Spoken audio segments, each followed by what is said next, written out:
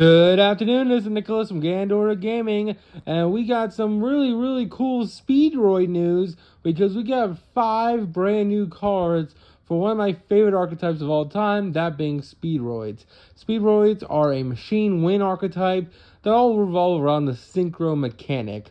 As you know, as me being a punk player, one of the best cards this archetype has is Speedroid Terratop, and Terratop just went to 3. So I think this is the best time to be a Speedroid player because they just got 5 brand new cards, which look all absolutely insane. So let's get straight into this.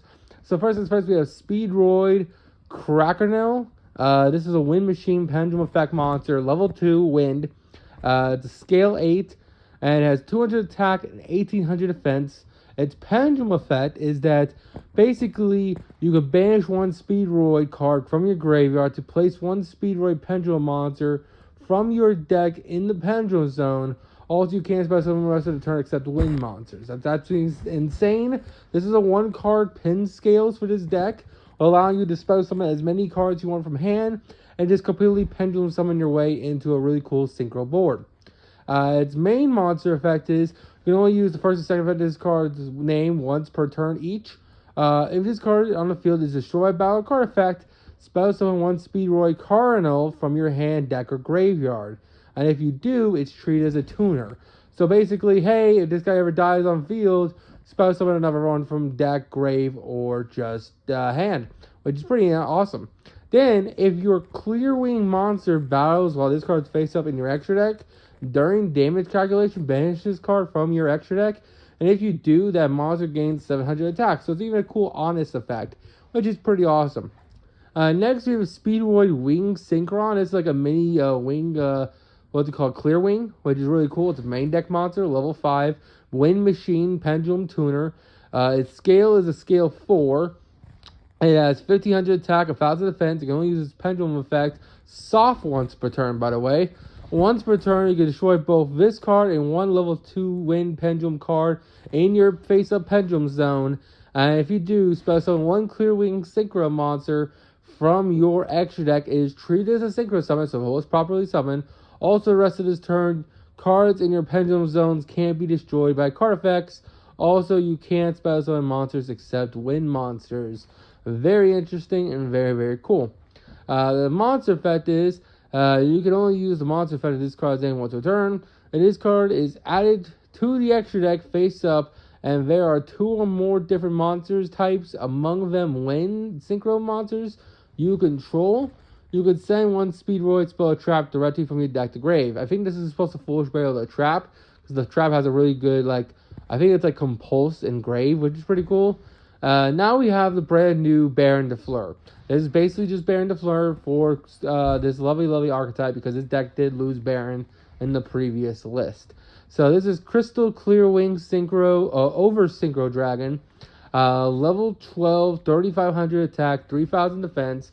Requires 2 tuners or a 1 tuner Synchro monster plus a Clear Wing Synchro Dragon. Must be Synchro summoned. Once per turn, when another card or effect is activated, quick effect, negate the activation if you do destroy that card, and if it was a monster, this card gains attack equal to the original attack until the end of the turn.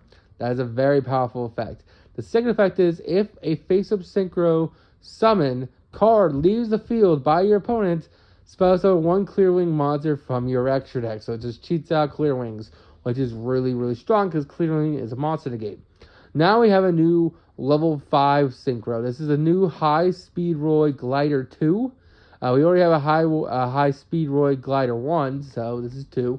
It's a wind machine, level 5 synchro tuner, 1600 attack, 2200 defense. Requires a wind machine tuner and a 1 non-tuner monsters. We can only use the first and second red of this card's name once per turn. If this card is synchro summoned, you could target one non-tuner, level 7 or lower wind synchro monster in your graveyard, special summon it. So that's pretty good. It basically allows you to revive your Clear Wings, which is really good.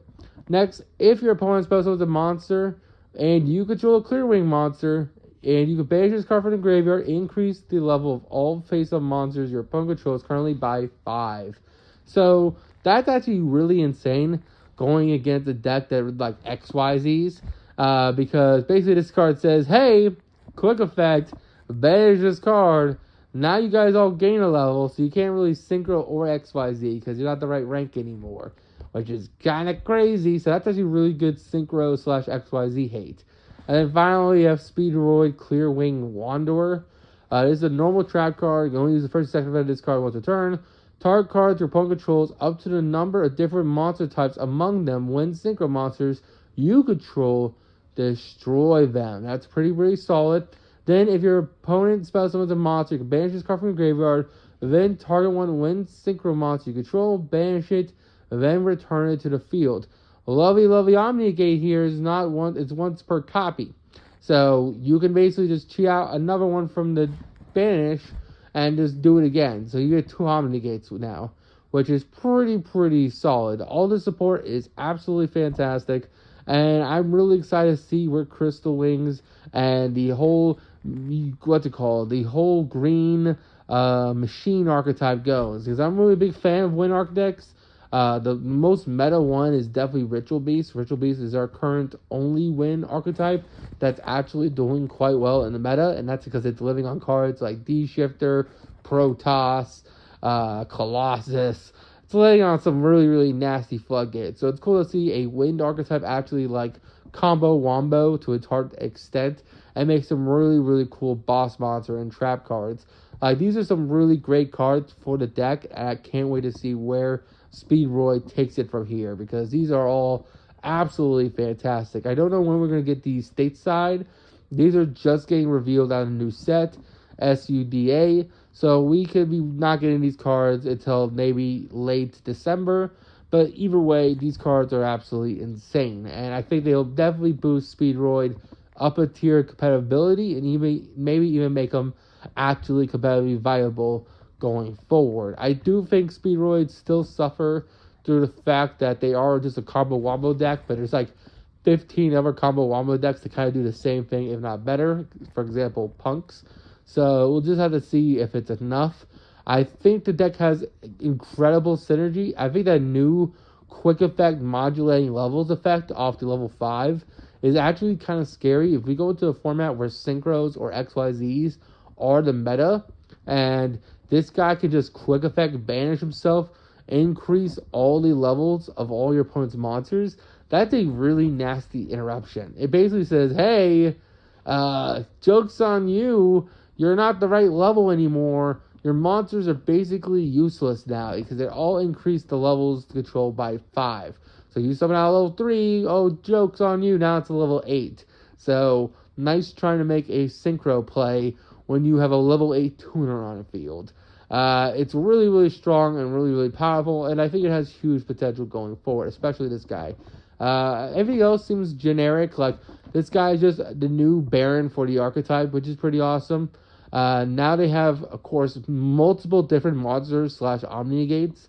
They already had the other Speedroid boss monster that Dynamorphia likes to play because the Dynamorphia Supreme King card can kind of cheat them out.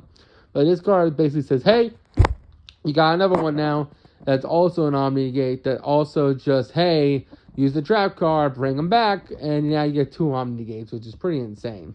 Everything about these cards feel like the modernized speed. It just makes the end boards way stronger, to be honest with you. They don't add like consistency or anything. They just make the end boards smoother and more powerful. Like the new main deck monsters are cool.